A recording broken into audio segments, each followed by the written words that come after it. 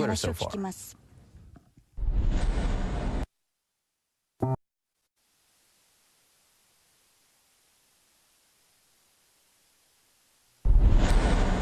We're talking about the signal that President-elect Trump appeared to send today. 3 picks to fill national security positions. 3 white men who each come with some degree of controversy, whether for past statements, actions, or positions. 3 men that seem to reinforce positions or views held by Donald Trump that are seen by critics to be either hardline or, according to critics, offensive. Lots to talk about with CNN senior political commentator and former Obama senior advisor David Axelrod. David, you've been pretty vocal on Trump's transition choices so far, at least on Twitter. Today you wrote, Donald Trump sticking with those who brought him to the dance, but to many Americans it will seem a monster's ball. What do you mean? Yeah. Well, look, I mean, if you want to give him credit for sticking to the pledges that he's made in terms of the tone of his administration through the appointments that he's made. But if you're an immigrant, if you're a minority in the country, Jeff Sessions as Attorney General is going to be unsettling because he has been one of the leading proponents against proponents for crackdowns on immigration, against immigration reform in the U.S. Senate. He had a history in the past of statements and actions that called into question his racial attitudes. In the Department of Justice, those are big concerns. General Flynn, fine intelligence officer, but he's shown himself in this campaign to be a kind of incendiary figure, not just because of his attitudes on Islam, which he refuses to acknowledge as a faith or a religion, but also leading the chant of lock her up at the Republican convention. Now he's the national security advisor, coordinating America's foreign policy for the president and being the most important foreign policy advisor to the president. And then Congressman Pompeo in the CIA post taking a very conservative Republican member of Congress who was in the middle of the Benghazi hearings and putting him in charge of the intelligence community and the intelligence network. I bet you intelligence professionals and civil libertarians are going to have some concerns about that. But these are all people consistent with the kind of positioning that Donald Trump took in the campaign. And I think at some point you have to say he meant what he said, and he said what he meant, that he's going to try and govern the way he campaigned. No, these were the people who were with him. These are the people who espoused the views that he espoused during the campaign. But if you were looking for signs of outreach, David, across the aisle or across ideologies, I mean, this is the opposite of that.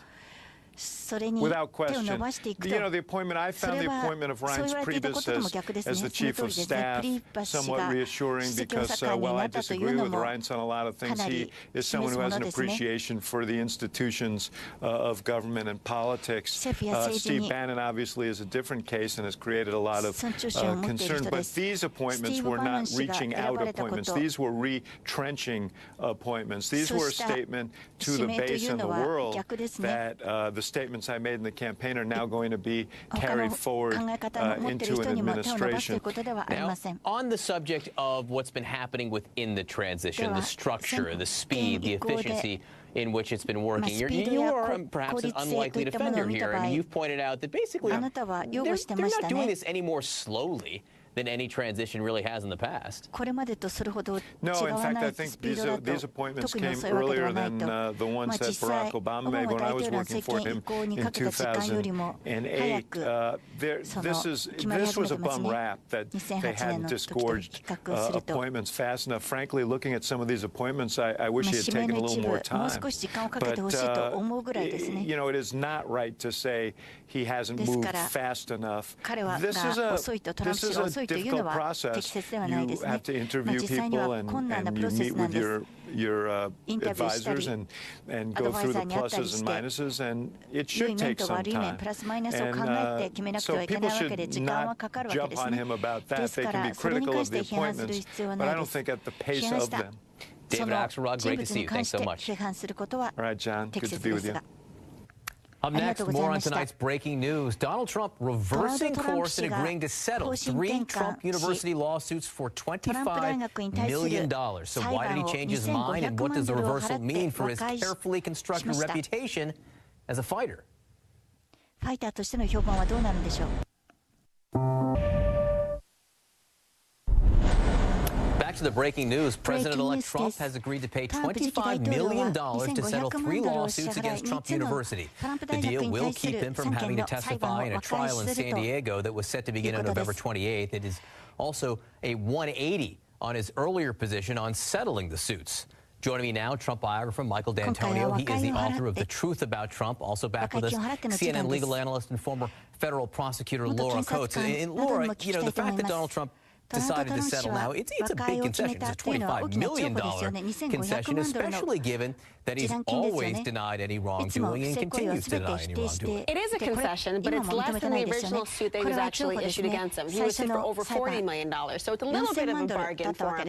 But the reality here for him is that, look, this would have dragged out in court. It would have dragged out through depositions. There is not just the financial struggle is a loose word for what Donald Trump has to pay, have to deal with, but also it's the idea of having to be deposed. No sitting president has ever been deposed, and his trial was started to set out next Monday. So the idea that he has this burden off his shoulders actually clears the path for him to say, listen, I always told you about my conflicts of interest. I would never subordinate the country under my actual business dealings. And this actually demonstrates just that. It's $25 million just for those of us who don't deal in sums this large and civil like this. God, no, I hope not. Is it a lot of money? You know, for the settlement, no. We're talking about 6,000 actual lawsuits. 20,000 are going to, 20 million are going to go towards the California people, 3 million to New York people, and 1 million in fines. And that's really the issue here. It's an actual punitive damage that's given to Donald Trump, saying, listen, we know there was a hustle that went on here, and you're admitting that you were not really a university in the sense you've actually voted for us. And so in that respect, it's not a lot of money, but it is very, very telling. So, Michael, knowing Trump the way you do, how difficult do you think it was for him to come to these terms, especially since he claimed that he doesn't settle lawsuits? Well, to use a Donald word, it was huge. You know, this is really an admission that he did something wrong and he wasn't willing to fight over it. Donald has insisted his whole life that he doesn't settle, especially if he's got a case that he thinks he can win.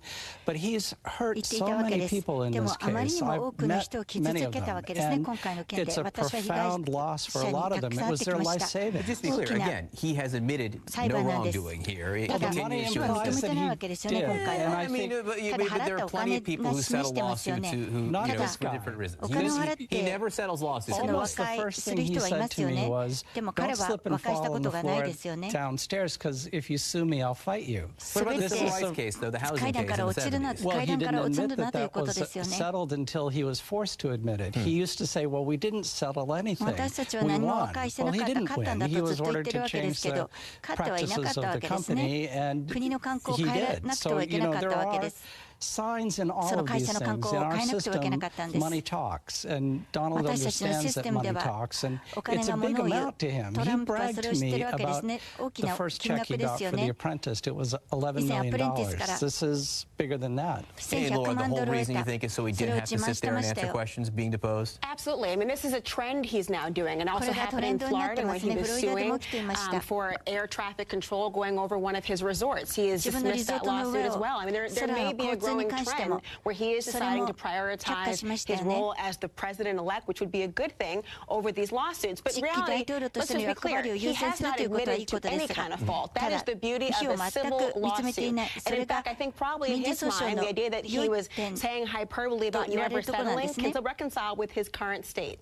So, Michael, you know, we're talking about Donald Trump is settling matters with his business empire here. Last night, he met with the Prime Minister of Japan, Prime Minister Abe, and in the room, for at least part of it, maybe all of it, we don't know, was his daughter, Ivanka Trump. You know, and a lot of people are wondering, will he separate himself from his family business interests? Will the kids be involved in the governing? And there she was in that room. What did that tell you? I think it's very difficult for him to pull back from these family advisors. He's written that he's a somewhat paranoid guy, and he believes in the closest circle enjoying the most trust. And I think it's going to be very hard for him. I think it's hard for Ivanka, too. If he asks for her help, she's going to be inclined to give it. But in the context of diplomacy and international relations, they may be making different decisions. And so the Wall Street Journal and other people have suggested this as well now, suggesting that Donald Trump should essentially liquidate